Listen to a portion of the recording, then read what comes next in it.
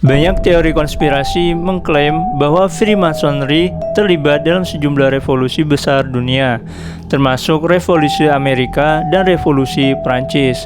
Tokoh-tokoh seperti George Washington dan Benjamin Franklin dan Marquis de Lafayette diketahui sebagai anggota Freemasonry yang memicu spekulasi bahwa revolusi tersebut direncanakan atau setidaknya dipengaruhi oleh organisasi rahasia ini untuk membentuk dunia yang lebih liberal dan sekuler. Ya udah, langsung saja kita bahas konspirasi tentang Freemasonry di segmen Kamu Harus Simak.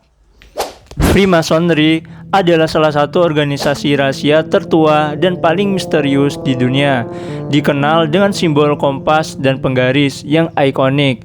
Freemasonry sering dikaitkan dengan berbagai teori konspirasi yang melibatkan kekuasaan global, pengendalian pemerintahan, hingga hubungan dengan okultisme. Meski banyak spekulasi yang beredar, tak jarang informasi tentang Freemasonry bercampur antara fakta dan mitos. Kali ini kita akan membahas secara mendalam tentang konspirasi Freemasonry, asal-usulnya, serta pandangan yang berkembang di masyarakat. Asal-usul Freemasonry. Freemasonry diyakini berasal dari organisasi persaudaraan yang berdiri pada abad ke-17 atau sebelumnya.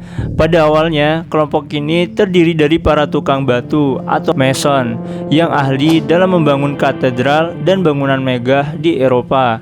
Seiring berjalannya waktu, Freemasonry berkembang menjadi organisasi yang lebih filosofi, yang tidak hanya diikuti oleh para tukang batu, tetapi juga oleh para intelektual, pemikir, dan pemimpin masyarakat. Freemasonry memiliki struktur hierarkis yang ketat dan terdiri dari berbagai tingkatan atau derajat, di mana anggotanya mengikuti ritus inisiasi dan menggunakan simbolisme tertentu. Simbolisme Freemasonry seperti mata yang melihat segalanya dan kompas serta penggaris telah memicu berbagai teori yang menduga bahwa organisasi ini terlibat dalam kegiatan rahasia. Pandangan dan nilai Freemasonry. Freemasonry secara umum mengajarkan nilai-nilai moral dan etika seperti kejujuran, kebenaran, serta kebebasan.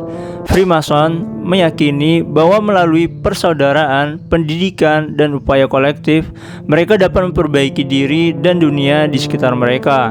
Mereka tidak terikat pada agama tertentu. Namun, banyak Freemason yang percaya pada entitas tertinggi yang disebut arsitek agung semesta atau Great Architect of the Universe. Meski Freemasonry menyatakan dirinya sebagai organisasi yang berdedikasi pada kemanusiaan, banyak teori konspirasi yang menyelimuti organisasi ini.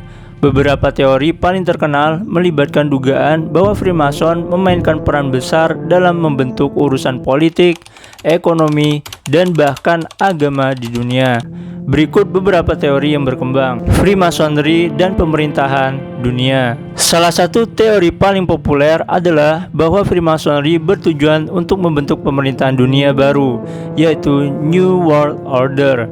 Menurut teori ini, anggota Freemasonry yang terdiri dari orang-orang berpengaruh seperti politisi, pemimpin bisnis, dan tokoh militer bekerja dalam bayang-bayang untuk mengendalikan berbagai pemerintahan di seluruh dunia. Teori ini seringkali disertai dengan tuduhan bahwa para Freemason terlibat dalam manipulasi besar-besaran, termasuk mempengaruhi hasil pemilihan, kebijakan ekonomi, hingga perang global. Simbol Freemasonry seperti mata yang melihat segalanya, yang juga terdapat di bagian belakang mata uang dolar Amerika Serikat, sering disebut sebagai bukti keterlibatan organisasi ini dalam perencanaan dunia.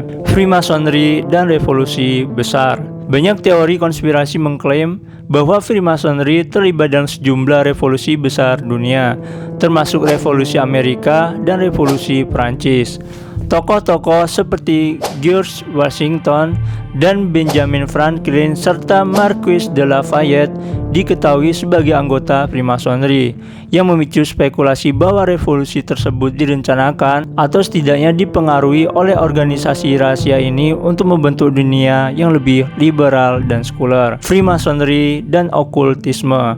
Beberapa teori konspirasi menuduh Freemasonry memiliki hubungan dengan okultisme atau praktik pemujaan rahasia. Meskipun Freemasonry menegaskan bahwa mereka bukan kelompok agama atau okultis, teori ini menyebut bahwa simbol-simbol Freemasonry seperti mata yang melihat segalanya, piramida, serta ritual inisiasi rahasia memiliki konotasi okultis. Teori ini semakin diperkuat dengan keterkaitan sejumlah tokoh terkenal dalam okultisme, seperti Aleister Crowley yang pernah dikaitkan dengan Freemasonry dan organisasi lain seperti Ordo Hermetik Fajar Emas, Freemasonry, dan Illuminati.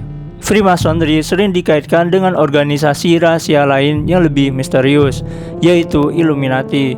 Illuminati adalah kelompok rahasia yang diduga berdiri di Bavaria pada abad ke-18 dan dianggap memiliki agenda untuk menguasai dunia. Meskipun tidak ada bukti langsung yang menghubungkan kedua organisasi ini, banyak teori konspirasi menyatakan bahwa Freemasonry adalah alat dari Illuminati untuk menyusup ke dalam pemerintahan dan lembaga penting di dunia. Freemasonry dan agama.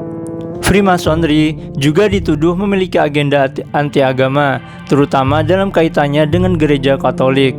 Pada abad ke-19, Vatikan secara resmi mengecam Freemasonry dan melarang umat Katolik untuk bergabung dengan organisasi ini. Beberapa teori konspirasi berpendapat bahwa Freemasonry mendukung sekularisme dan ingin menggantikan agama dengan nilai-nilai humanis. Ada juga klaim bahwa Freemasonry berusaha menghancurkan gereja Katolik melalui pengaruh politik dan sosial. Kesimpulan, Freemasonry adalah organisasi yang penuh dengan sejarah dan misteri. Tetapi, banyak teori konspirasi yang berkembang tentang mereka tampaknya didorong lebih oleh imajinasi dan spekulasi daripada bukti konkret. Meski begitu, popularitas teori konspirasi tentang Freemasonry menunjukkan betapa kuatnya daya tarik organisasi rahasia ini di mata publik. Freemasonry tetap menjadi topik yang kontroversial, dan sampai hari ini banyak orang yang masih mempertanyakan apa yang sebenarnya terjadi di balik pintu tertutup loge-loge mereka. Sekali lagi, terima kasih buat kalian yang sudah nonton video ini.